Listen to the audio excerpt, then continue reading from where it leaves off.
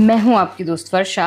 आशा करती हूं आप सभी बहुत अच्छे से होंगे। हम पढ़ रहे हैं काशीनाथ सिंह की प्रसिद्ध पुस्तक उपसंहार।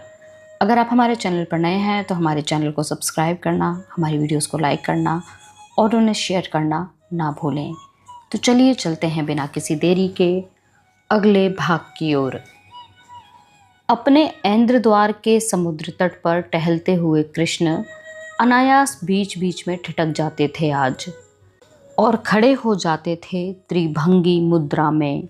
यह मुद्रा गोकुल और ब्रज के दिनों की थी, और वे भी कृष्ण नहीं कान्हा थे, कन्हैया थे। जब आसपास गोप थे, गोपियाँ थीं, ग्वाले थे, गौवें थीं, करील थे, तमाल थे, और यमुना थी, और राधा थी, और राधा भी जैसे यमुना की लहरों की हिलोर, और उस हिलोर की वह कूक, इठलाते मचलते चलते मोर की चाल जैसी कूक क्यों गूंज रही है इधर कई दिनों से उनके कानों में। उन्हें याद है जब कंस का बुलावा आया था मथुरा से। नंद बाबा रो रहे थे, जसोदा मैया बिलख रही थीं, गांव के गोप गोपियों की आंखें डबडबा आई थीं, और भीड़ रास्ता रोके खड़ी थी कि न जाओ। उस राक्षस का कोई ठिकाना नहीं, कोई चारा नहीं था जाने के सिवा। लेकिन तब भी उनकी आंखें ढूंढ रही थीं राधा को। वे टूटे दिल से विदा हुए थे इधर उधर देखते हुए दाऊ के साथ। क्या पता था जमुना किनारे करील के कुंजों के पीछे इंतजार कर रही है राधा। जैसे ही वे डोंगी की तरफ बढ़े, वैसे ही एक हिचकी सुनाई पड़ी। कान्हा। वे जैसे ही घूमे वैसे ही उसके हाथों की वैजंती माला उनके गले में। और यह क्या छिपा रखा है घाघरे के पीछे? देखा तो बंसी तान दी उन्होंने मारने के बहाने। चोटिन कहीं की, गोधन पूजा के दिन से ही इसे ढूंढता रहा था। तुम्हारे पास तो और भी मुरली हैं, यही क्यों? तुम नहीं जानती? होठों पर आते ही अपने आप राग फूट पड़ते हैं इससे। अनुराग कहो, राग नहीं। मुस्कुराई वह, अब इसे खोना नहीं। बंसी को प्यार से देखते और उस पर उंगलियां फेरते हुए जैसे ही वे तिरछे हुए कि सहसा खड़े हो गए। जल्दी ही आऊँगा, घबराना नहीं। नहीं आओगे, जानती हूँ, कहते हुए लौट चले। आऊँगा, देख लेना, चिल्लाकर कहा उन्होंने। राधा रुक गई।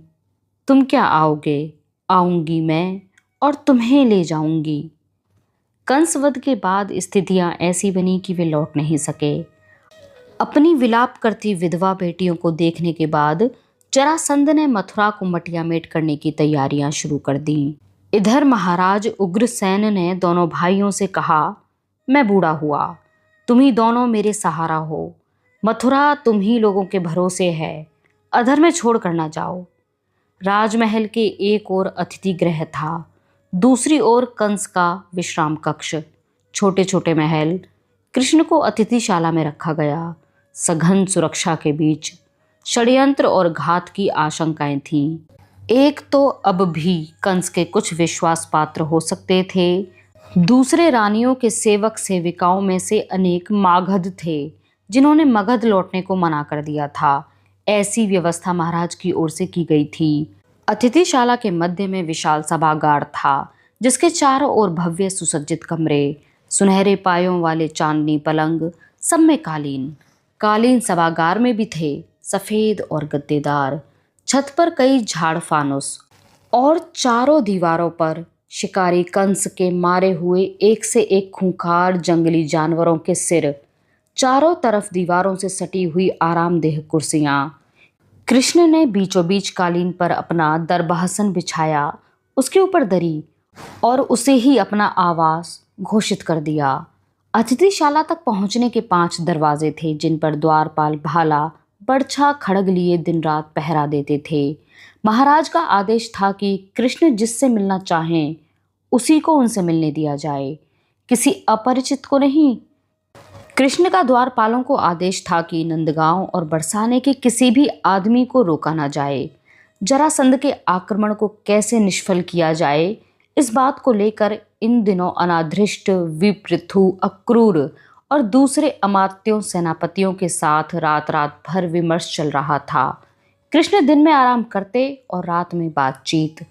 ऐसे ही में दोपहर के समय जब कृष्ण दरी पर विश्राम कर रहे थे, अतिथिशाला के द्वारपाल ने सूचना दी, राजन, बरसाने से एक मालन फूलमाला के साथ आपसे मिलना चाहती है। अच्छा, तो मालन मिल लेगी, तुम जाओ अपना काम देखो। बगल में टोकरी दबाए राधा उससे कहती हुई आगे खड़ी हो गई। कृष्ण हड़बड़ाकर उठ खड़े हुए, अपनी पीली रेशमी धोती और नीला दुपट्टा ठीक किया, घुंघराले लंबे बालों में उंगलियां फेरी, चेहरे पर विस्मय और खुशी की चमक के साथ आगे बढ़े। राधा, तुम? मैंने तो कल्पना भी नहीं की थी। मेरा साजन राजन कब से हो गया काना? कहते हुए राधा कालीन पर पांव धसाकर चलने लगी। दूसरे सिरे पर खड़ी होकर हंसते हुए बोली, तुझे यह नींद कैसे आती है? ना कहीं से गौरस की गंध आ रही है, ना भूसे की, ना गोबर की। चैन से सो लेते हो? पहले यहाँ आओ, बैठो तो, पसीने से लथपथ हो, अंगिया भी भीग गई है, चूनर भी, इधर आओ। कृष्ण ने उसकी बाह पकड़ी और दरी की ओर खींचा। वह उस समय सभा कक्ष की दीवारों को देख रही थी। मुस्कुराते हुए कहा, काना, मुझे क्या पता कि तुम इतने बड़े शिकारी हो। इतने ही दिन में 2 सिंह मारे, 3 चीते मार डाले, 2 बाघ भी। लेकिन ये हिरन, इन बेचारों को नहीं मारना चाहिए था। इनकी आंखें देखो जरा, कितनी सहमी हुई, दया की भीख मांगती हुई। देखो, जिस भोलेपन के साथ राधा व्यंग्य विनोद करती थी, कृष्ण निछावर हो जाते थे उस पर। बोले हंसते हुए, पहले अपनी यह टोकरी नीचे रखो, फिर यह सब देखो। तुम्हारे सिर पर तो नहीं है ना, फिर क्यों चिंता करते हो? जानते हो, इसी टोकरी के कारण उसने मुझे मालन समझा था। कृष्ण उसकी बात का बुरा नहीं मानते थे। जानते थे कि बातचीत का यह तरीका और आत्मविश्वास राधा के भीतर उनके प्यार से आया था। वह गोकुल की किशोरियों में सबसे लंबी, गोरी और छरहरी थी। उसके होठ गद्देदार थे। जब वह बोलती या मुस्कुराती थी तो दोनों तरफ कानों पर खड़ी पाई जैसी नन्ही सी लकीर खिंच जाती थी और उसे और अधिक आकर्षक बना देती थी। वह कृष्ण को दरी के बीचों बीच ले गई। हाँ, अब पालथी मारकर चुपचाप बैठ जाओ, ध्यान की मुद्रा में। क्यों? बेकार की बातें नहीं, जो कहती हूँ करो। कृष्ण चुप मारकर आंखें बंद कर उसी तरह बैठ गए। राधा ने फूलों की टोकरी उठाकर धीरे धीरे फूल उसी तरह गिराने शुरू किए जैसे वह गगरे का पानी हो। उसने जी भर फूलों से नहलाया उन्हें। कृष्ण ने आंखें खोली तो अपने चारों ओर कमल, कुई, गेंदे, जूही, बेले, जलकुंभी, कनेर और सरसों के बिखरे फूल देखे। वे भर आए और खड़े हो गए। राधा ने उनके गले में वैजंती की माला डाल दी। भावाकुल हो कृष्ण ने उसे अपनी बाहों में लिया और देर तक उसका माथा, पलकें, भौहें, कनपटी, गाल, होठ, वेदी, गला और कंधे चूमते रहे। राधा का पूरा बदन सिहर उठा। वह उत्तेजना में कांप रही थी और कृष्ण हाँफ रहे थे। तुम्हारा मुच्छड़ द्वारपाल तो नहीं आएगा? राधा ने फुसफुसाकर पूछा। न आएगा, न किसी को आने देगा। राधा का सहसा ध्यान गया कि खपच्चियों वाली टोकरी की कोई खरोंच उनके अंगूठे में धसी थी और वहां खून बह रहा था। उसने बैठकर अंगूठा पकड़ा और टोकरी को कोसती हुई उसे मुंह में डाला। कृष्ण अधलेटे होकर उसे देखते रहे। राधा ने थोड़ी देर बाद ही पांव झटक फेंक दिया। बड़े निर्लज हो, एक बार भी नहीं कहा कि चोट वोट कुछ नहीं है। कृष्ण हंसने लगे। चलो इधर। राधा ने अपने पैर फैलाए और कृष्ण का सिर अपनी जांघों पर रख लिया। उनके बालों में पंखुड़ियां फंसी थीं। उन्हें जैसे उनके सिर में गूंथती रही। फिर उनके चेहरे को कमल के फूलों से बुहारती रही। फिर उभरी हुई चौड़ी छाती के रोएं सहलाती हुई बोली, काना, कहते हैं घोड़े और औरत के कोई छठी इंद्रिय होती है जो होने के बारे में पहले ही बता देती है। हमारा मन कह रहा है कि यह हमारी अंतिम भेंट है। कृष्ण ने चौंक कर अपनी आंखें खोली। नहीं, बकबक नहीं, चुपचाप सुनो। राधा ने उनकी दाईं छाती के काले घेरे पर उंगलियां फेरते हुए कहा, मैं यहाँ चोरी छुपे नहीं आई हूँ। आई हूँ ढिंडोरा पीट कर, माई बापू बीरन बहन सबकी आंखों के सामने। बावरी की तरह प्यार किया है मैंने, पूरा गोकुल जानता है इसे। जब से तुम्हारी मसें भीगने लगी थीं तब से मैंने देखा है तुम्हें उतने से संतोष नहीं था जो मुझसे मिल रहा था। तुम हठी हो जाते थे, नाराज़ हो जाते थे, मुंह फुला लेते थे, बोलचाल बंद कर देते थे। मैं भी स्त्री हूँ, युवती हूँ, मेरा भी मन था, उसकी भी पुकार थी जिसे मैं सुन और समझ रही थी। लेकिन संकोच या डर या क्या, मैंने अपने को भी बरजा और तुम्हें भी। मेरे काना, मैंने सोच लिया है, जब सब तुम्हें कुछ दे दिया है तो वही उतना ही क्यों बचा रहे।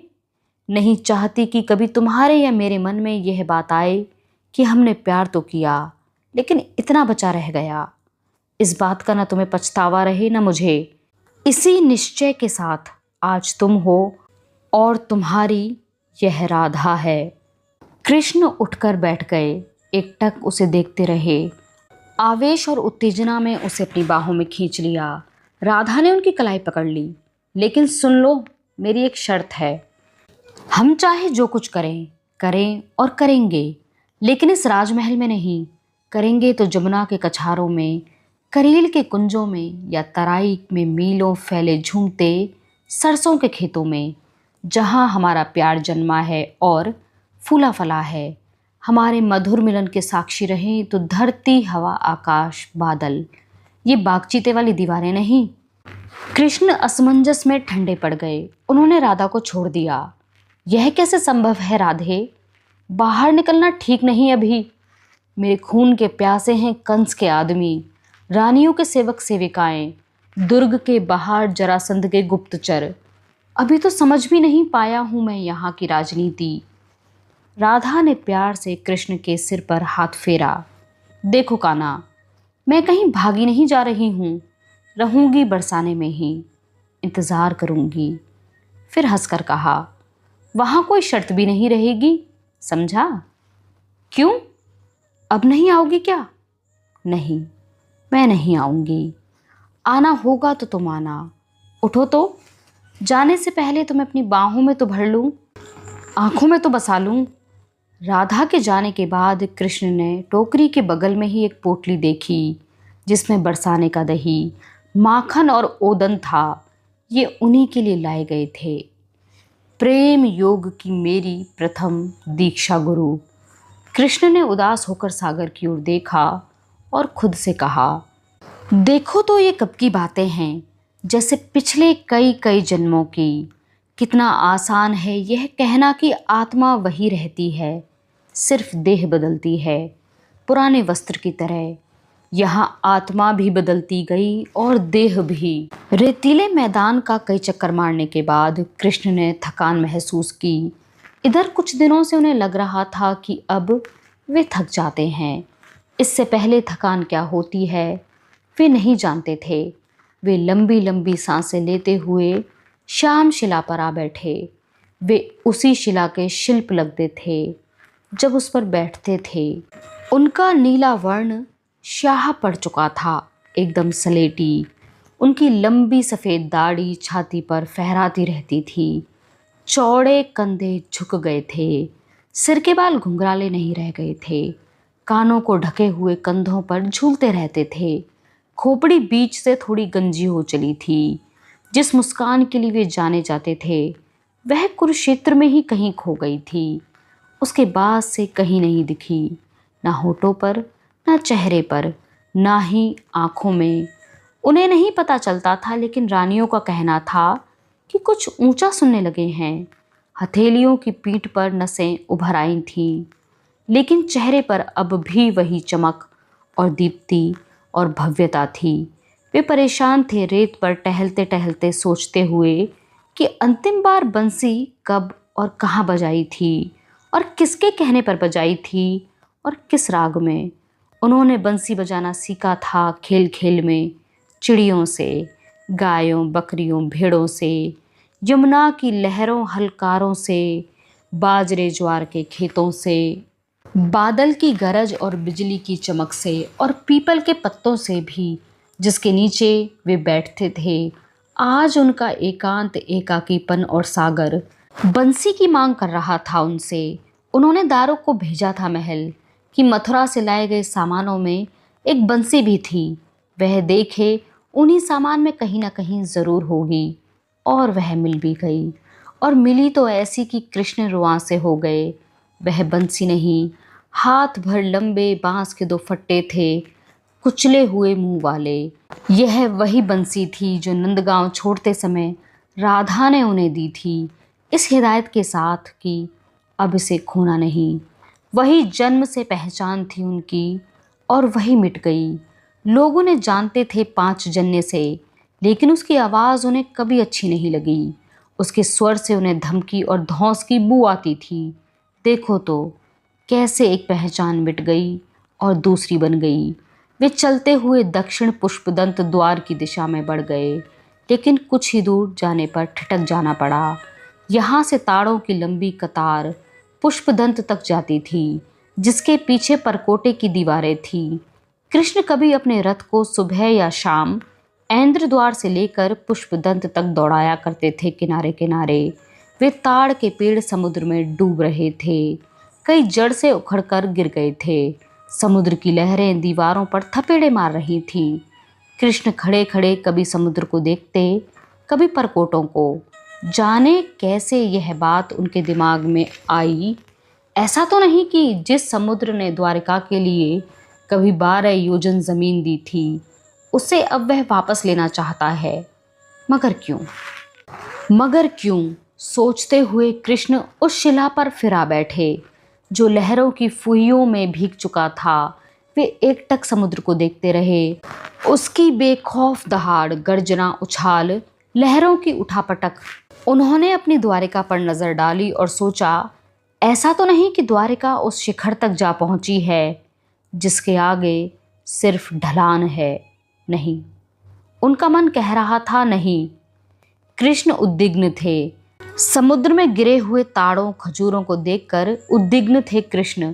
उनकी आंखें बंद थीं, लेकिन वे देख रहे थे चौतरफा समुद्र के बीच कई मंजिलों वाले विशाल जहाज जैसी द्वारिका, और उसकी सबसे ऊंची पहाड़ी पर बना उनका महल जैसे मस्तूल। द्वारिका नाच रही है चकर घिन्नी की तरह, सहसा आए किसी तूफान के भंवर में।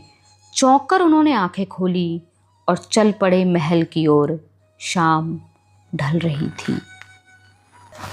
आज की वीडियो में बस इतना ही। मिलते हैं अगली वीडियो में कुछ अन्य रोचक तथ्यों के साथ। तब तक हमारे साथ इस सफ़र में बने रहने के लिए आपका बहुत शुक्रिया।